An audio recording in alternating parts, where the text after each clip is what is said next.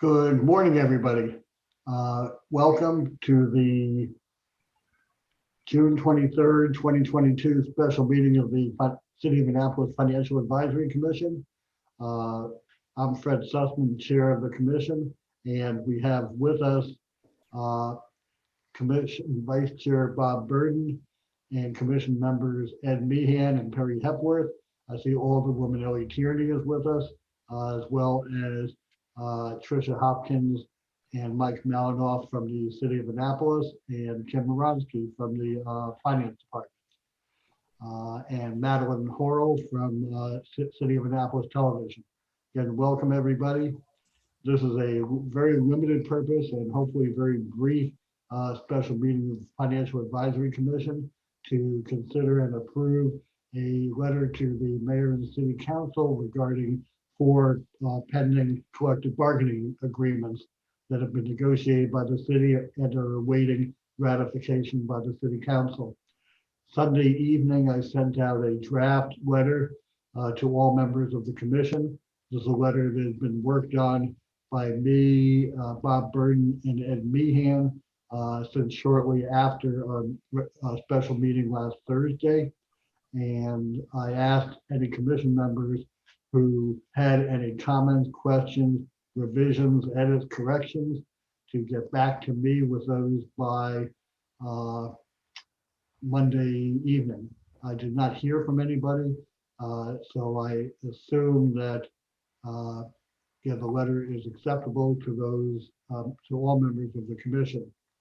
And the game plan was to have this special meeting today to approve the letter, or to approve a letter for distribution to the Mayor and City Council. I see for the record that Mike Wiles, City Attorney, has joined the group. Good morning, Mike. Morning, everyone. So that having been said, do any members of the commission have any comments, questions, etc., regarding the draft letter that I sent out on Sunday evening? Fred, should we approve the agenda first? Bob, very good. Thank you. Should we approve the agenda first for this morning's meeting? Yes, sorry about that. I have a number of things on my 2 monitors, but the agenda was not one of them. So it passed me right by. What would I do if I didn't have you keep me on my toes, right? So anyway, I sent out an agenda to the fact members. Any revisions or corrections to the agenda? Hearing or seeing none, I'll entertain a motion to approve the agenda as submitted. Motion made by Bob Burden, seconded by Ed Meehan. Any discussion? Hearing none, all in favor signify by saying aye or raising the right hand. I have it. The agenda is approved. Now, that having been disposed of, I'll get back to my prior question, and that is whether any commission members have any revisions or corrections or comments regarding the draft letter to the Mayor and City Council. Hearing none, I will entertain a motion to approve and authorize the distribution of the letter to the Mayor and City Council that I sent out to commission members this past Sunday evening at about 6:30 or thereabouts. Motion made by Bob Burden, seconded by Ed Meehan. Any discussion? Hearing none, all in favor signify by saying aye or raising your right hand. Aye. Motion's approved. Kim, I know you're off today, but when you return, you will have from me an email with a PDF of the letter that I'd like you to distribute to the Mayor and City Council and to the CCs on the letter. Affirmative. Affirmative. Thank you. Anything else for the good of the order today? That was the only matter of business. Hearing none, our next meeting is July 14th, and we'll keep that on the agenda.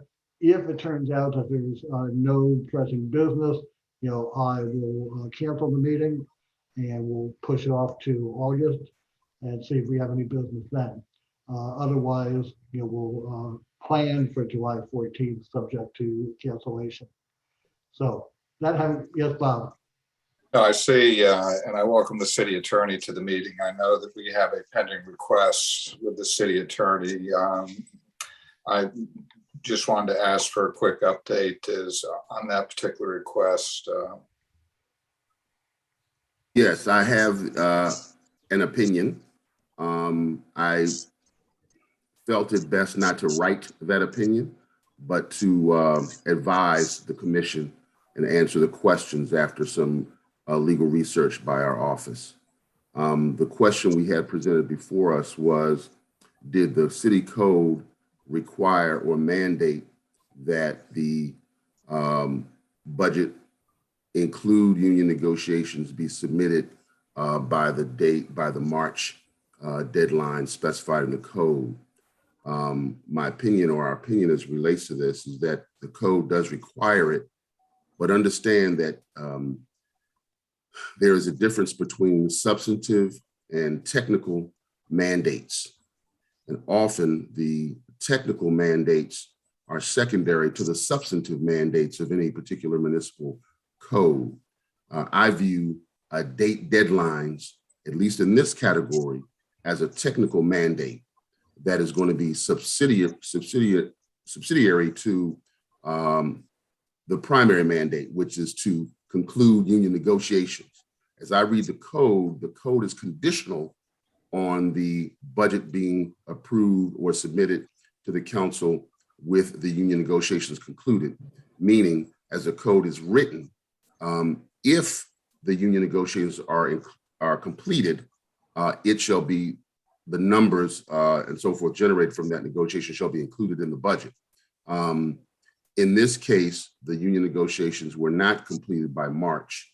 The technical provision for it being required by March takes less priority than the primary, which is to conclude negotiations.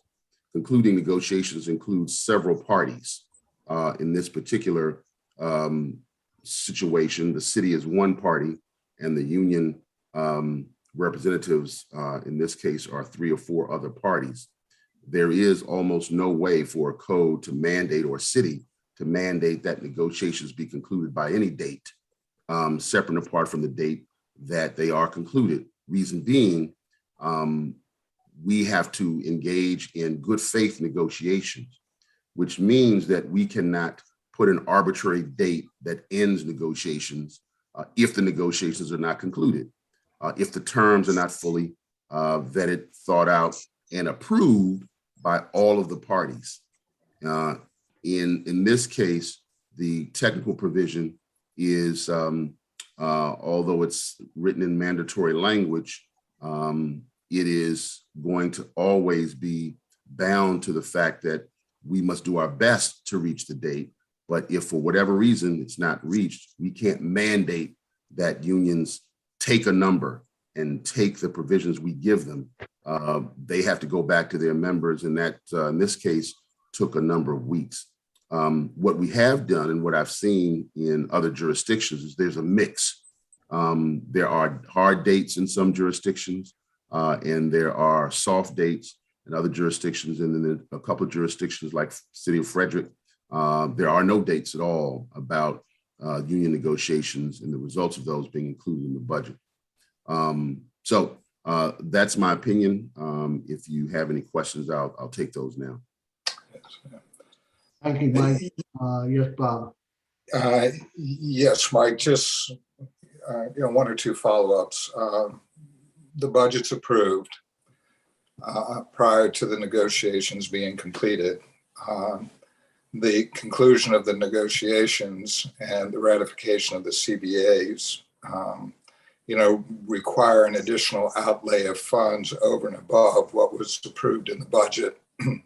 What latitude within the city code does the city council have to go back into the budget and make additional appropriations or allocations of funds to be able to cover the expenses, the additional expenses of the CBAs, if those additional expenses go over and above what was allotted for in the budget? Well, there are two aspects to that question. One, the practical aspect of what happened in the city is that all of the numbers had been approved before. In this year, all of the numbers had been approved.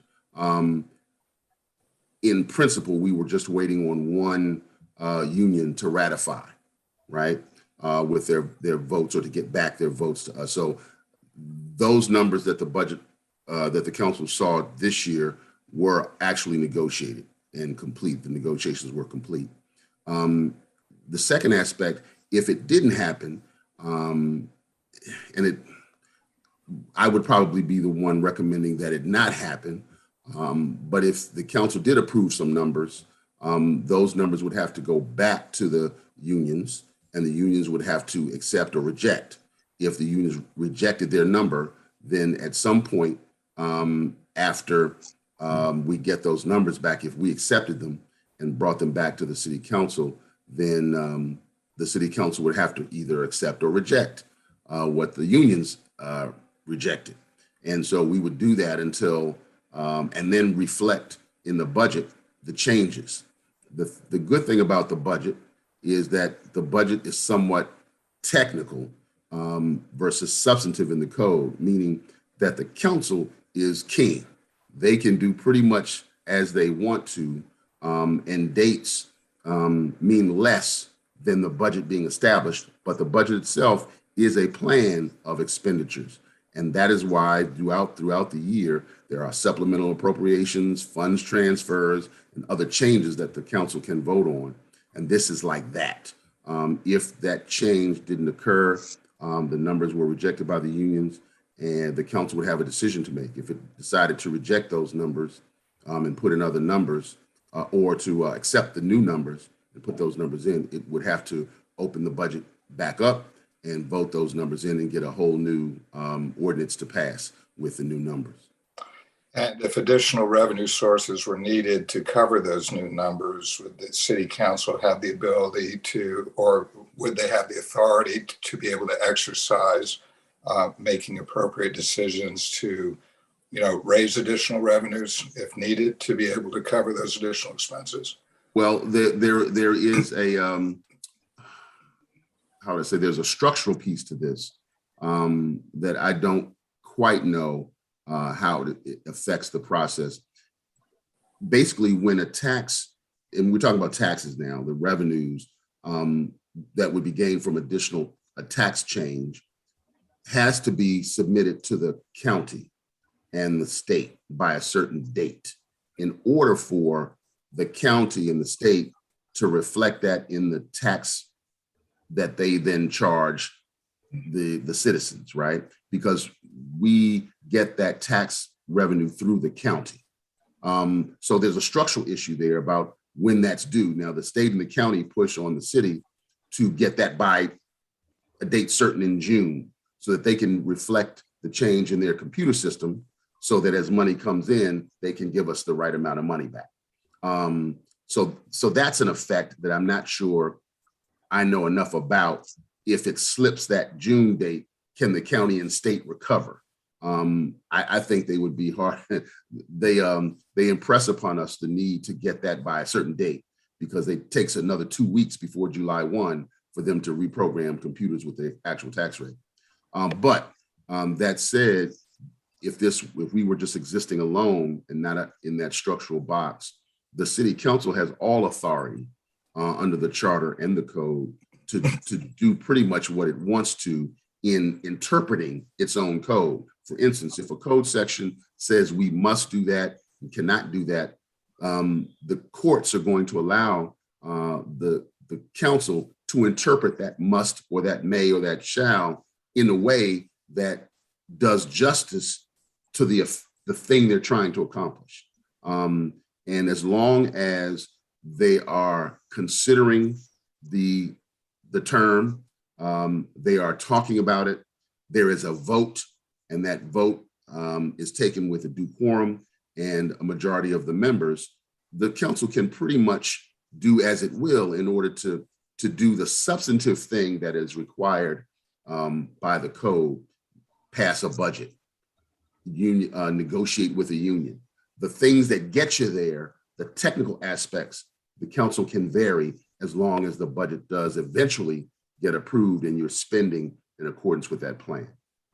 Okay, Michael, so if the city does meet that, if the city is unable to meet that June date to accommodate the state and the county, and the CBAs require additional resources, revenue resources, to be able to fulfill the commitment that was made, then technically the city budget would be in deficit, which code requires it be balanced. So at that point, the city council will then have to move monies around within the budget, i.e. either reducing expenses in one area to cover expenses in another, through transfers or whatever, to be able to bring the budget back into balance. Is that correct? Correct. Okay. Good. Yep. Okay. That answers my questions. Thank you, Fred. Thank you, Michael. Appreciate it very much for your time. No problem. No problem. Thank you. And Bob, your last observation was the one that was biting my tongue to make when you finished talking, but you saved me the trouble. So any other questions of the city attorney? Hearing none, let me go back to, I think where we I have a were. question. Yes, Yeah. Alderman. I was just curious on how City Attorney Michael Lyle's comments are going to be recorded in the minutes. Will they be verbatim, or will they just be a summary that he provided his opinion? Let me ask. Yeah. Okay, this is Kim. That would be a summary unless, if you just want to say retroactively, you want them verbatim. I would definitely record them verbatim. Yeah, generally, just to let you know, they should reflect the summary opinion that I provided, and minutes generally are not verbatim. That's a transcript. Okay, just summary. okay. Thank you for that clarification. Thank you, Alderman Tierney. Yes, Bob. Nonetheless, Kim, though, this particular meeting, because it's a video meeting, the video is being recorded and is archived. Is that correct? That's correct. Okay, so if there are any need for future reference or to go back and confirm what was conveyed to the Financial Advisory Commission, either members of the Financial Advisory Commission, City Council, or even the public can go back and review the recording of this particular meeting to be able to rehear the verbal opinion that was given by the city attorney. Is that correct? That's correct. And that's only for a specific period of time, because these are not kept indefinitely like the minutes are. Okay. Plus, this does not replace a set of minutes that are approved by this body at the succeeding meeting. So a recording is a recording. They are not official, and they are not minutes until approved in the next meeting as the official minutes or recording, if you will, of the body. But there are some differences in how these matters are kept, recording versus minutes. So you always want to be careful after a year or so. I'm not sure the right date. Julian could probably answer that, but these are not around. Right? These Okay. recordings. Thank you. Thank you. Now, I think we're back where we were before Bob asked City Attorney Lyle for his opinion, and that was, I believe, correct me if I'm wrong, there's a motion on the floor and seconded to approve and authorize the distribution of, no, I'm sorry, we already did that. And there's a motion to, I was asking if there's any further business, and then Bob posed the question to City Attorney Lyles. Now, that having been said, is there any further business before I entertain a motion to adjourn? Hearing none, I'll entertain a motion to adjourn. Made by Bob Burden, seconded by Ed Meehan. Any discussion? Hearing none, all in favor of adjourning, signify by saying aye or raising your right hand.